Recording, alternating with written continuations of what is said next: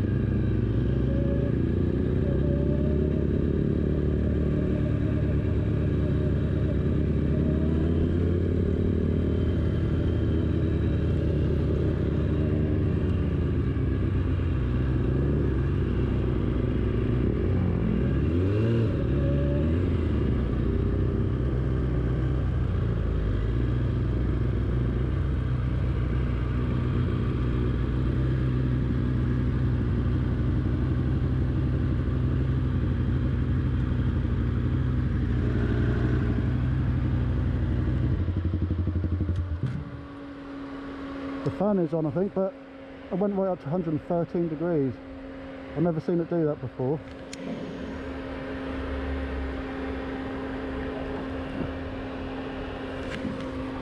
Well, I don't think you've got a temperature gauge. No.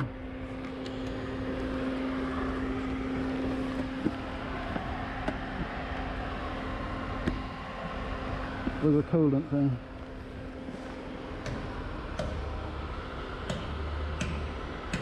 Can't see anything leaking, but the coolant's not gone down. If you look at the expansion tank, you can't see anything. It's usually up here. Do it again. No. Nothing there. But yeah, so now you've seen that. Yeah, it was totally fine on the way home. Luckily we were moving enough, and as long as I was moving along, it stayed cool enough. But obviously there was something serious going on with the expansion tank totally filling up, so I knew there was a thermostat issue or some other issue causing pressure in the system. That's partly why I replaced the radiator in there, because it was old and battered, and I thought, well, might as well, now I'm spending all this money, because what I actually realised, if I find the picture I'll put it up, but after stripping it down to investigate, I found here, you can kind of see a bit of remnants of stuff on there, where there was coolant or oil or whatever it was, I think that was coolant, out of the head gasket. So it was like, oh, nice one, new head gasket needed, which is a lot of work, and I did end up saving up money. Luckily I had a bit saved up already, so I ended up buying that, buying the new head bolts and buying new gasket for the cam cover, new spark plug gaskets, new bolts for the cam cover, etc, etc, to replace all at the same time. I did actually buy all the stuff to rebuild the water pump as well, but I never did that in the end, but I've got all the stuff if I ever need to do that. New chain and sprockets which have never been used. But I spent, it's got to be close to 1,500 quid in total on all parts I ended up getting. Obviously exhaust had to come off, so new exhaust gaskets and etc, etc, you know, lots of parts for the bike, but also some new tools and things to help me along the way, including a new jack for holding the engine underneath, because I was going to drop the whole engine, because if you see around here, I may be able to get it so you can see that bolt here, and there's another one back there, and because of that one where the head goes on this part, it falls on the actual frame, so because of that one bolt at the back there and the shape of the head on this side, you have to drop the engine to be able to get the head off. You can't do it with it in the engine in the bike still as it is. But I'll show pictures as I'm talking. You'll see that because for some reason I couldn't get the very bottom long bolt out, I managed to get the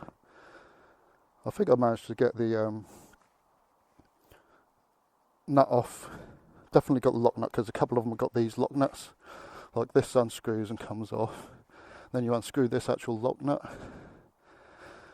Managed to get that off and stuff, but just couldn't get that bottom one out, so I ended up using the jack and lowering the engine, so it ended up tilting forward. I didn't think there was going to be room to do it like that. Even Nathan suggested, can you do it with you move forward? I just thought, no, it's not going to be enough room where the wheel is and stuff. Obviously I had to take the radiator off anyway. But once I had lowered it a bit, I realised, there's got to be room to be able to take that off, so I've done it like that, as you will see in the picture.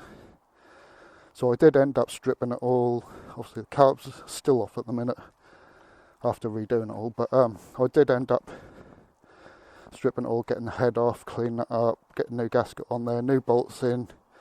On the way stripping it down as well, I did do the valve clearances. Eventually putting it all back together and got it all ready to start. And this is what happened. I'll put the video in here of the first start. Not 100% sure if this was the very first start. I think this might have been the second start. But look what happens when I rev it.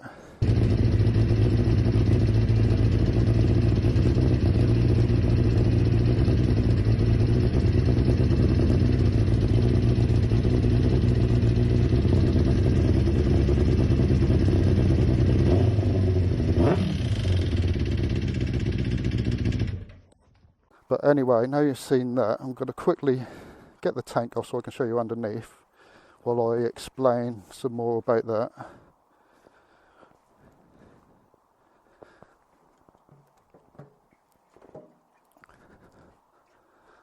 It's all loose so I can get it all off nice and easy.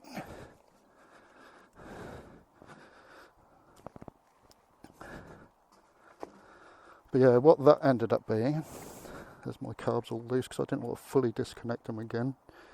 But I may have to when it's time to lower the engine again, which I've got to do all over again.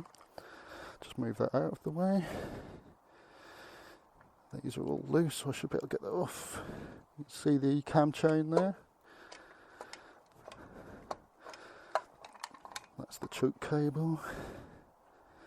But yeah, as you hear, there's a bit of a rattle anyway, which was probably the cam chain tension and not fully tensioned. Trying to fix that, I actually fitted a manual cam chain tensioner, which is sitting in there loose at the minute. But it turns out obviously that the main rattle wasn't that, because I thought the original had failed. That's why it suddenly started rattling louder. So I thought somehow that's failed and the chain's rattling a lot. I think I need to just get the back off to get something to show you properly.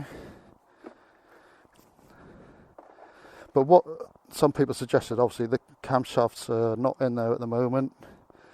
One of the exhaust gaskets has come out of place a bit. I mean, spark plug gaskets. But yeah, so they're all out of the way, and they caps over the top of the camshafts. And as you put them down, because the camshafts, some of the loads will be pushing down on these things, you have to be really careful putting them down, because there'll be pressure in different spots. You have to go like half a turn at a time, and it takes ages. Because I had a little bit of problem keeping the chain on, because the Hound's manual doesn't tell you to put the cam chain tensioner back on while you tighten them down. But Kawasaki's, the official workshop manual, tells you to put the cam chain tensioner on, get some tension on the chain, then tighten them down. Ignore this, that's the actual top cam chain guide. But yeah, so that doesn't tell you to do that. So I thought, well, maybe, after talking to some people on the group, I said, yeah, well, maybe that is the issue. So I took them all off again, the cam caps, not the actual camshafts, and that. Made sure the timing was right still, and put the cam chain tensioner in with some tension on it, then tightened them down. Started it up. Initially that was fine, but then suddenly it came back again, but then it went, and it came back again. So I thought, well, there's got to be something. I thought maybe one of these, let me just grab the, I think it's in here somewhere, yeah. Magnet. I thought it was one of these tappets, stroke buckets, maybe sticking. I better be doubly sure that the shim is in the right place, so I'm going to put that back in first, because they sit in a little hole like this, which will become more relevant in a sec. But if you look carefully down here somewhere, if I hold that one in place and go like this, look at this. People who know engines now will be like, what the heck? Hope you can see that okay on camera. Just doing it with my helmet because it's a bit easier for me. But that's a collet. You have two of these on the top of every valve, which holds them in place. And when I was checking each one of these for sticking, then it opened up. Was it this one? The valve is sitting in place now.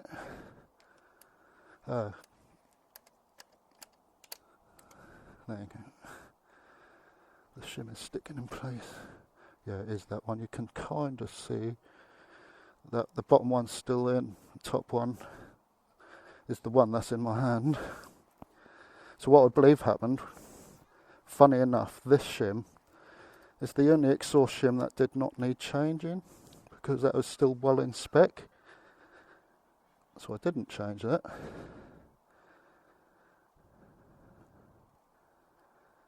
But now I'm wondering if I need to recheck all that as well, because now there's a bit of a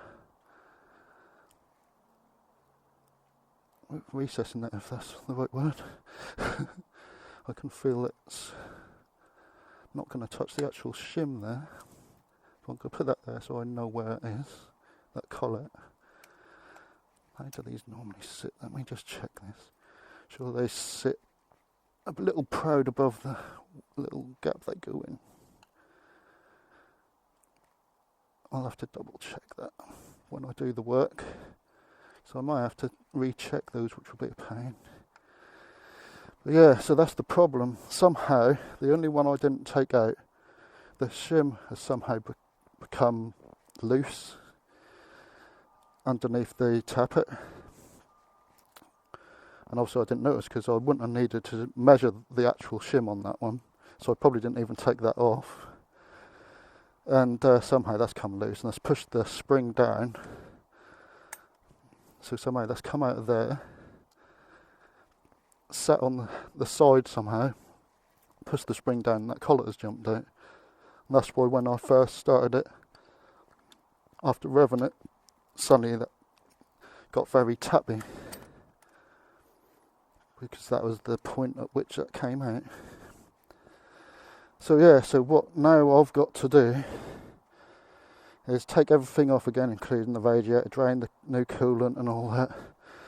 Got to then get the engine down again, undo all the brand new head bolts, get new ones, new head gasket again, because you can't reuse them. It's really not worth risking that. But that's going to cost around 150 quid just for those two. But I'm going to need new coolant, etc, etc. And I may, like I say, need to recheck the valve clearances before I put it all away, because I'm not sure about that one sitting right, because when I put it back in the hole, it seems to have a little bit of a recess rather than feet. Usually, I'm pretty sure they'll sit a bit proud, because the bucket should sit on top of them. The tolerances of these are really tiny. Yeah, you can feel they're above, like that. So, but the other one goes right in. So obviously that wasn't sitting right in the first place when I first done the measurements. Yeah, nice. So yeah, now I've got to do all that again. Once I've got the money to get the head gasket done again, because I need the head off so I can put that collet back in place, because I need to get a valve spring compressor on it, push it down, get that in place, and then obviously bring that up again, put the head back on, new bolts in, new gasket obviously. I won't replace this gasket again, this is a new one, but they are reusable anyway, but the other one was probably original, so I thought I'm going to replace that anyway. These needed replacing, they were quite bad, the originals. They're where the spark plugs go in here, so the spark plug gaskets to stop oil getting down there. But yeah, I'm going to have to get all that done, back together, cams back in, recheck the valve clearances, because I think I may need to change that one now, because I'm not happy with the way that is sitting. Because like I say, I changed every other one but that one, because that one measured in spec, well in spec. So maybe for some reason, somehow, that has been sitting wrong anyway for a while. I don't know. It's a bit confusing. But yeah, so now, you know, I've done all this work, all that time, money, to then have to do it all again, basically, because of one little metal thing popping out. But that is confusing to me. I'm going to have to investigate that more, because I didn't notice that before, where that's sitting in a bit too far. I'm pretty sure all of these will sit proud. They should do, because these buckets should sit on them. Yeah, you can feel it straight away with these ones. Oops.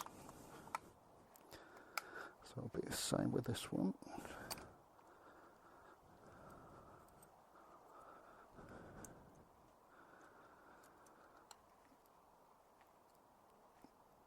See, that one's fine. That, like I say, I changed all the others. But that's a pain, because that means I've now got to recheck all them. I have got some of the older shims, so I could even replace that with one of the others.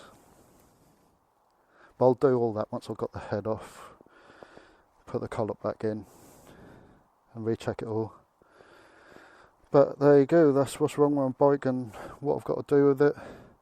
I think I've covered everything I can for now. It's a pain, it's so frustrating, because I haven't been able to ride the bike in a couple of months now, and it's going to be at least a month before I can afford to buy the parts to redo it. At least a month, or maybe longer, but it depends on a few things. I've got an eBay store, so it depends partly on sales on that. There is a link in the description if you want to check it out and follow it, and maybe buy stuff if you ever need. Some of the stuff I sell, which is like nuts, bolts, bleed hosing, tyre valves, valve cores, etc. Quite a few different things really. So yeah, check that out if you like, and at least follow it. I don't expect you to buy anything unless you actually need something, but that would be a help. But anyway, wish me luck. Hopefully I'll get the money to get the parts and get it done fairly quickly and get back on the road. So I'm missing it loads. But there you go. Hopefully I've covered everything and explained well enough. But anyway, thanks for watching. Don't forget to like, share and subscribe if you're not subscribed already, and I'll see you again soon in another video. I will put some other videos up soon. I put one up yesterday which some of you would have seen, which is from just 2 days after my MOT sometime in March, and I've got quite a lot of other videos I can potentially edit and put up anyway in the meantime to cover me. Before yesterday I hadn't put anything up for like 70 plus days, but I was just mostly concentrated on this, didn't have motivation to edit and stuff, but there you go. I'm getting into it a little bit again now, so you may get something else again soon other than this video as well. Anyway, it's enough rambling. Thanks again for watching. I'll see you again soon.